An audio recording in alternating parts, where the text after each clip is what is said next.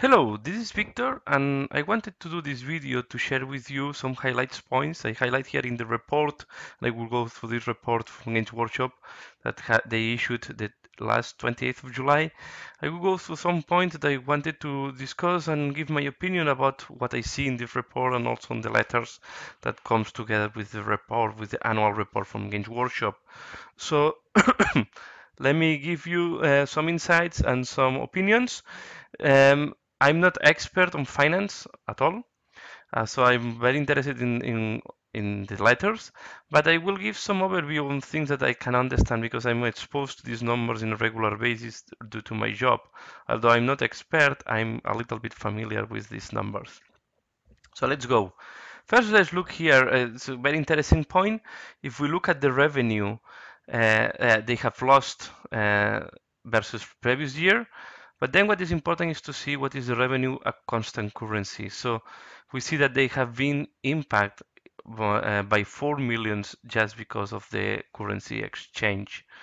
Because they are based in UK, most likely with the euro, they had some issues in terms of revenue.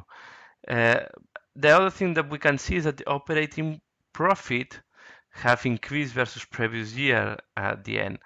Most likely is because they did some restructuring or some important savings that they make that makes or allows them to make more money with the same revenue. So these are the two highlights I want to do here. I will not more in depth. I'm not expert and I don't pretend to be an expert, just to share these points. And then let's go what are the explanations from the CEO. So yeah, they say, as I explained, they have a modest sales growth and they have decline in the stores in Europe. And then they explain that depending on the channel in retail and on trade, they have lost quite a bit. I will say 4 or 6 points lost in revenue is quite important, and they have growth in mail order. So yeah, this is showing that they are not performing bad and they are not performing well. They are flat. Normally, company pretends to increase every year the revenue and also the operating profit. These are the two objectives you have. This means that you sell more and you keep your gross margin if you do that. Here, what they did is they sell more or less the same, but they have increased their margin by most likely, uh, as the revenue is the same, most likely reducing cost somewhere in their process. Then let's go down and we go to the strategic report. Here I have some points that I want to remark. Again, the same message. They are focused in making the best fantasy miniatures in the world and send them global at a profit. So they want to sell the best miniatures and they want to make money from that. Of course, they are a company. Uh, yeah, they say that the product normally is a little bit odd and possibly a little bit quirky too. Uh, yeah, this means that we are in a niche market. This is not a mass consume market. It's a niche market, and we have to frame this company into into that. So we cannot expect that they perform at low gross margins because normally niche markets need bigger gross margins to um, compensate the lack of volume that other markets have. So, and then as you see, then they go to the statements, the things, the strategies they want to follow, or the strategies and objectives. And the first statement is very clear. We make high quality miniatures that we make, and they understand that these are not for everyone. So not everyone, so it means again that it's for a small part of the population. Also interesting to say that our customers tend, so they analyze that their customers are teenager boys and male adults with some spare money. Of course, if they don't have money, they are not customers for them.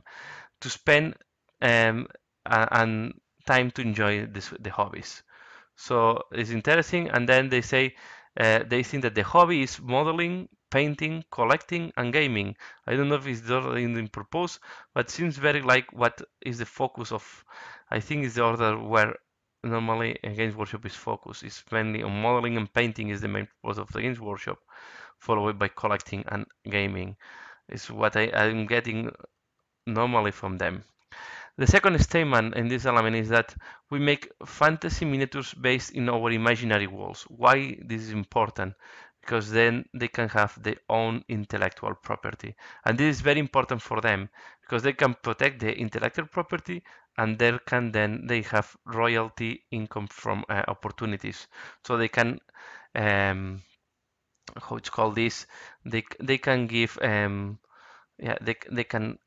Oh, I forgot know the word. What they can have royal property. So they can have other companies and they will have royal IP uh, income from making, for example, video games. So really, in the strategy, they are also foreseeing to go into the digital world via licensing. This was the word. They can license the IP to other companies to do products that are not core for the Games Workshop company.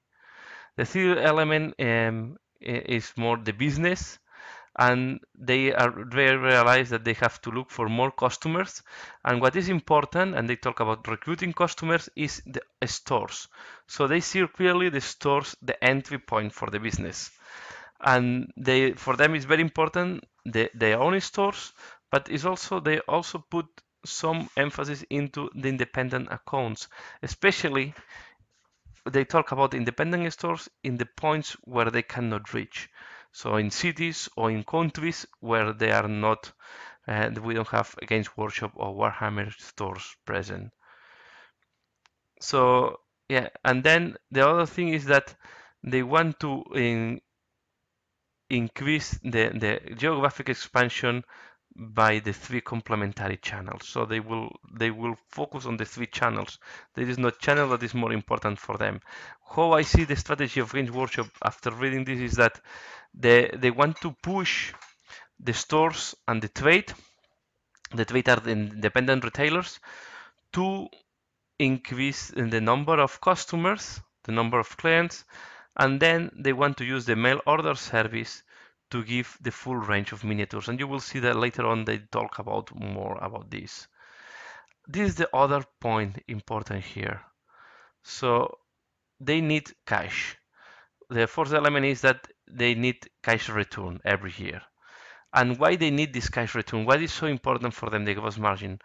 It's not, it's because they need this gross margin to operate the business. If not, so in the way that they need this cash to be able to keep innovating and to keep investing in making new range of miniatures.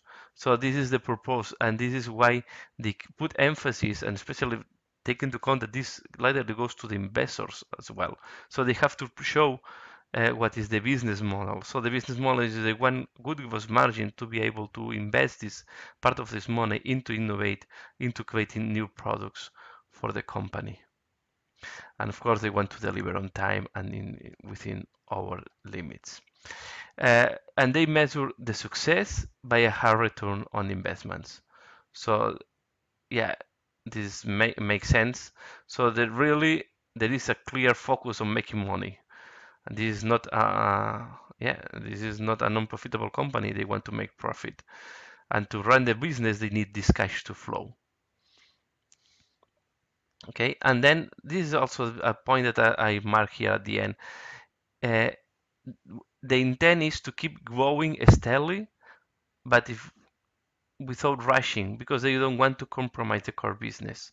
So yeah, if you invest too much in geographical expansion, you're risking to lose focus in your business. So this is what the sentence wants to mean. They don't want to stop growing, but they see that they have to consolidate better the core business and the core countries.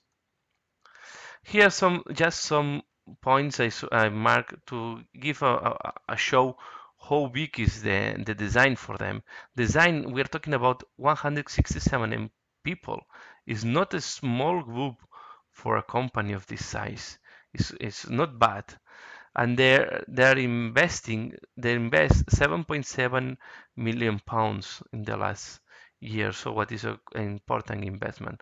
So this is why the cash is important, because the only way they can keep delivering this amount of products is by investing in design and in people in design. That is equivalent, design for them is equivalent of R&D in other companies. Then the manufacturing also, I like to point this, the manufacture is centralized in Nottingham and the distributing center is also centralized in Nottingham, although they have some big structures, a hub in Memphis. Uh, yeah, again here in the cell they still see the three channels, and they have the retail, that is the stores, the third-party independent retailers, that are what they call trade, and the mail order, that is the web store. Okay, and now they go into the retail, how to improve their retail, because they realize that they need a recruiting. They have to recruit. Is the entry point. So when they talk about the retail again, they talk. This is the entry point of the majority of the new customers. So they really see that this is the starting point for most of the people into the hobby.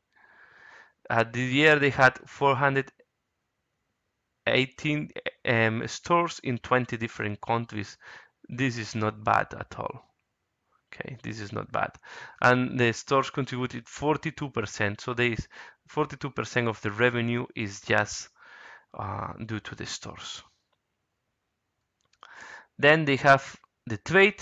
The trade is mainly managed from Memphis and Nottingham, depending on the continent area.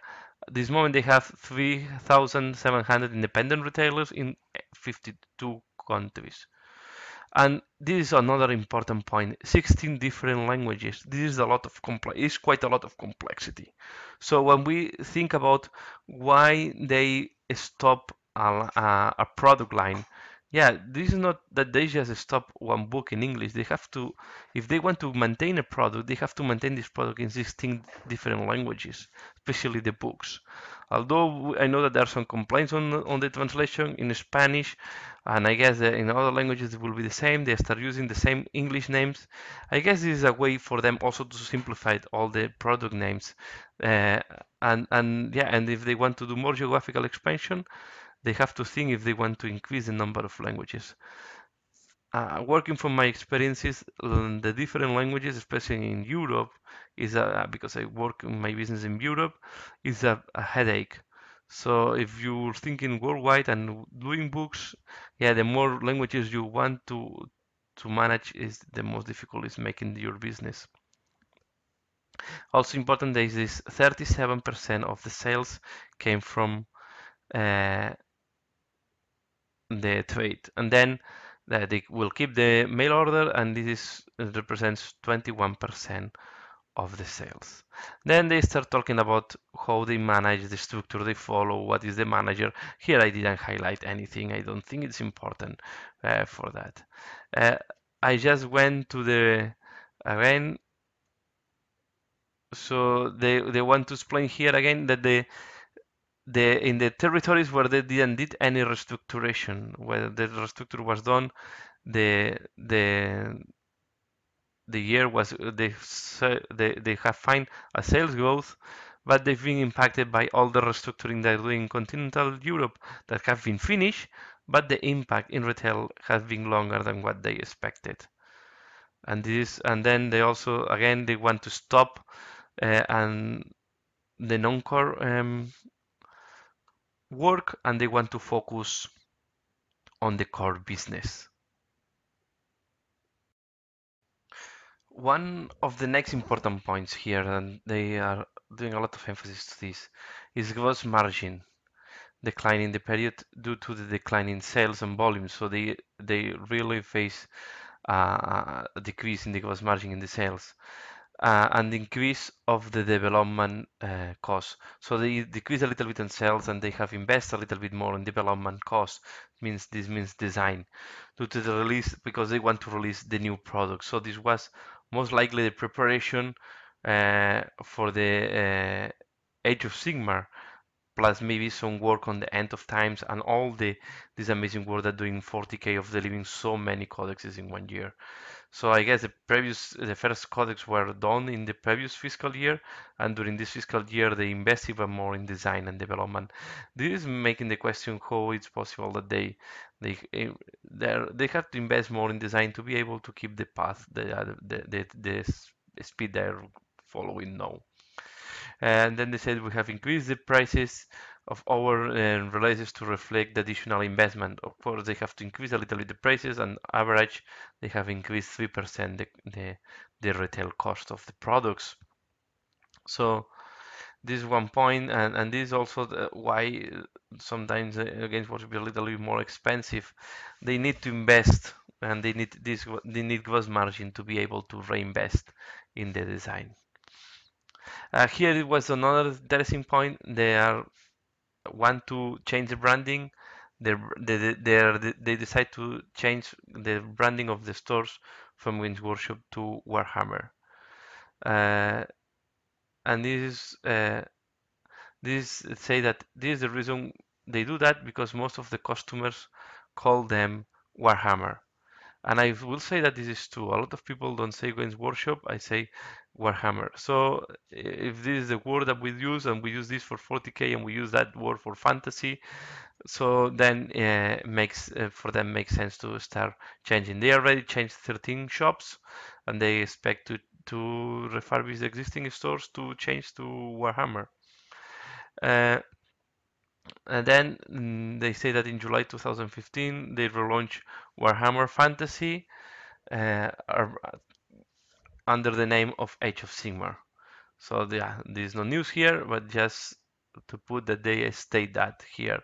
So in the product, one of the big in things that they see from the last fiscal year is the relaunch of Warhammer Fantasy that now it's claimed Warhammer Age of Sigmar, and they're very happy with the launch. They are proud of the range of miniatures, and look here, they don't talk about game. They say proud of this new range of miniatures that we have commissioned, and additional. So they are so proud about the miniatures that they have commissioned the new statue in the HQ headquarters.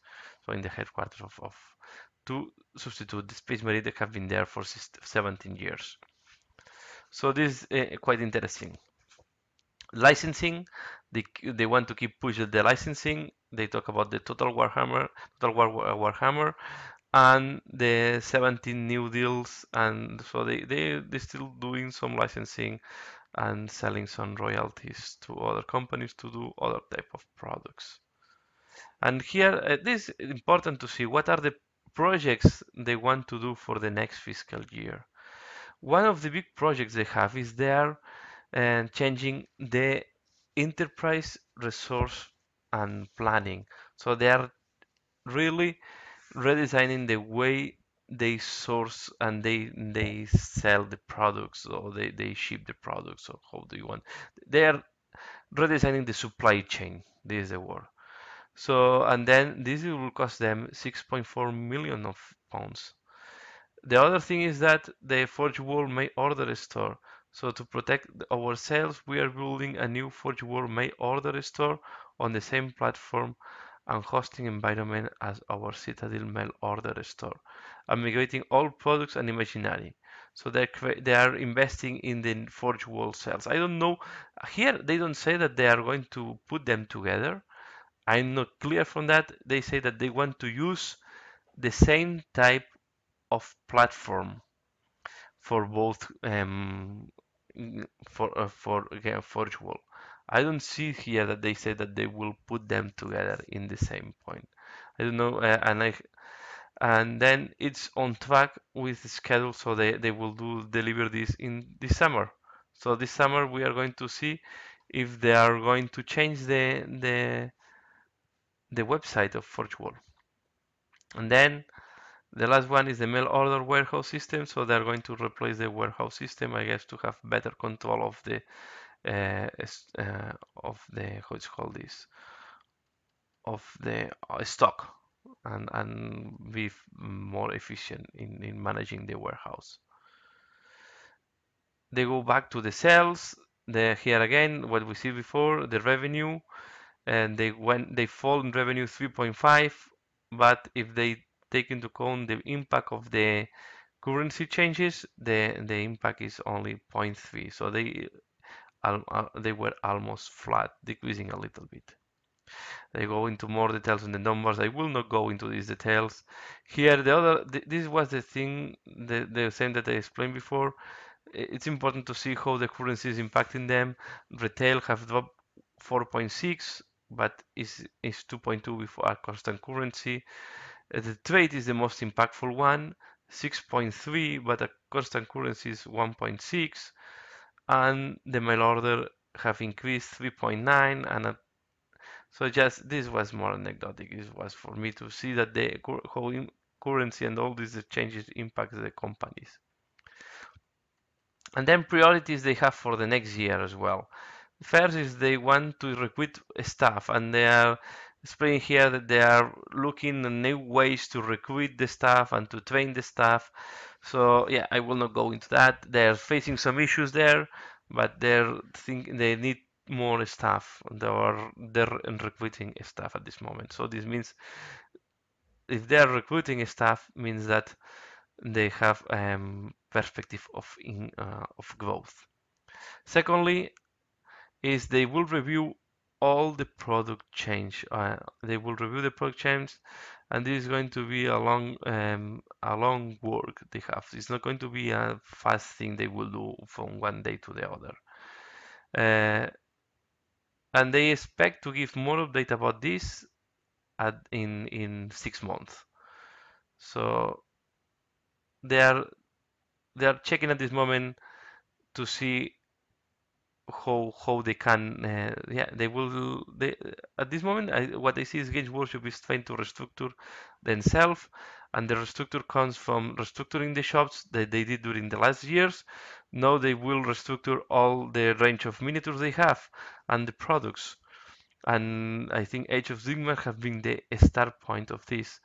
But what is interesting here, they say that for them it's very important the gross margin, so they will not give up on that, but they will keep they know that their products, or they want to put their products as a premium, so this is why they say it's premium price at premium quality, so we will not see any decrease in cost. So this is not the strategy they will follow, and but they're looking to offer broader range price points, so they're looking to offer um, more different prices for the miniatures. So it can be that there will be kits that are going to be cheaper than others, and maybe just big things like the Age of Sigma that I think for the costs is a good deal. Uh, they say that they don't know exactly how they're going to do that, and they are still brainstorming how to do that. The third thing is that they have to grow in customers, and this is another important thing. They realize that the population or the people playing Games Workshop games is decreasing, so they are being underperforming in recruiting new customers in the last years, and they want to push that. And how they want to push that is um, making more stronger. So they want to open more new stores uh, in North America. So they want to open more one man stores that they say that is proven that is working. So they want to improve. For them, I guess it's very important this one man store because it's a cheap store that is opening a new entry point for potential new customers. So this is why they have here a lot of strategies and a lot of thinking on how they want to increase the way of having new customers. And the first one is just increasing the retail by opening new stores. They are focusing on the one-man store.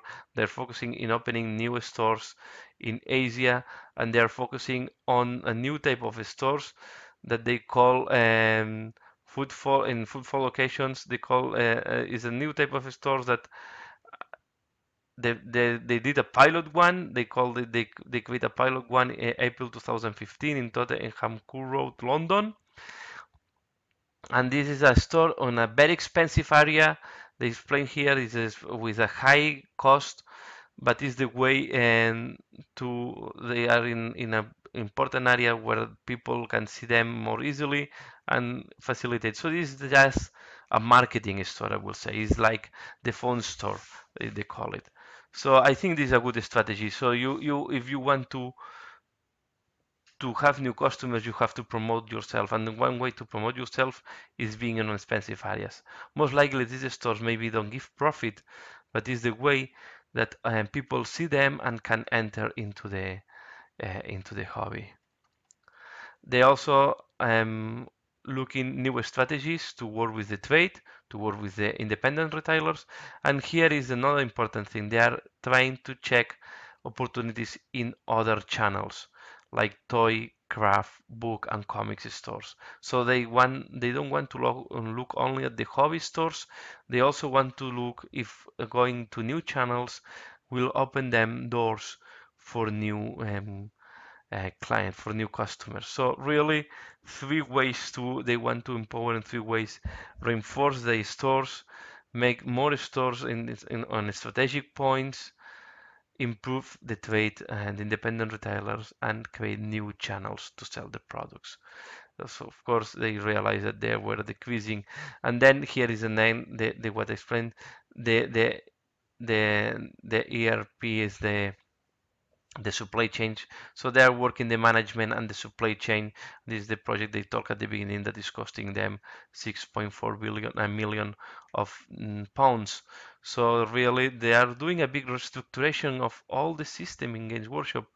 Not only in the products, not only in the stores, they are also restructuring the supply chain and they follow. Then they talk about the risk, and of course there are risks that all this project fails. Here I don't go into details. Uh, the only one I go very fast now because here is all finance.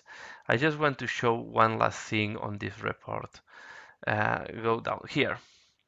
Well, here is the volume of each one. So here we see the revenue of the trade, the revenue of the retail, the shops, and the revenue of the mail order. You see here the revenue of the trade and retail is almost the same. But then when we go to operating profit, and this is quite interesting. When we go to operating profit, they do 10 millions on trade, but they're losing 1 million on retail. So it means for them, the retail is a way to is a marketing more because they lose money instead of making money when on the retail channel. And then they have the mail order that is the most benefit. So it's the one that have the less revenue but is the most profitable. All comes because yeah, on retail they lose a lot of gross margin because it have to be shared with the retailers. So this is why this impact. And I think this is important to give some perspective of what are when we see some of the strategies of Games Workshop. While they can have much more products in mail order because it's much more profitable for them to sell there. And trade and retail, the trade is also quite profitable, and the retail for them is a way to have more entry, more people entering into the hobby. So we expect that in retail they will promote more starter kits, basic kits to hook the people into the hobby. The same we will see in the trade, maybe with some more range, and the full range we only can expect to have them by mail order. And as far as if we can buy anything on the trade, on the shops by just doing a mail order, for me it's good enough. So summarizing about the report and also giving my opinion, so I will mix a little bit. So what I see here is the Games Workshop have faced some difficult years.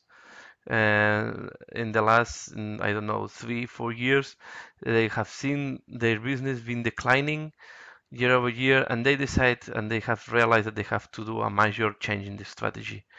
And they start doing these changes on the shops that they start about I think was 1 or 2 years ago. And now they are doing also a change on the product, on the ways they sell the products.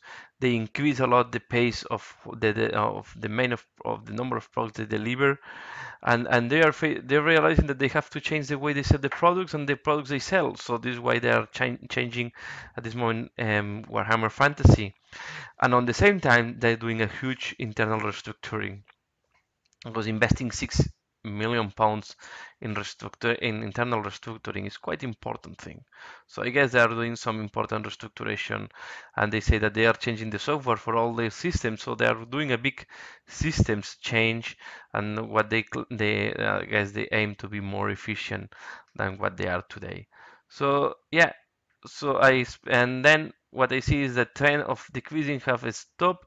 They also realize that now they need to emphasize in capturing or having new customers, and they will, I guess, they will see some changing the strategy on how they put the shops, on how they promote the products, and I expect we will have more of these starter kits, try to hook new people into the hobby. And yeah, that's all. So that's all what I want to share in this video. It's been a little bit long, sorry. But I wanted to share my opinion. I wanted to share with you what I think was interesting from this report. Please leave your opinion below. What do you think? What do you take? If I missed something from this report, maybe I missed because yeah, it's quite a lot of stuff here. So yeah, feel free to comment below in the comments below. And that's all for now. Thanks a lot for watching and see you again later. Bye.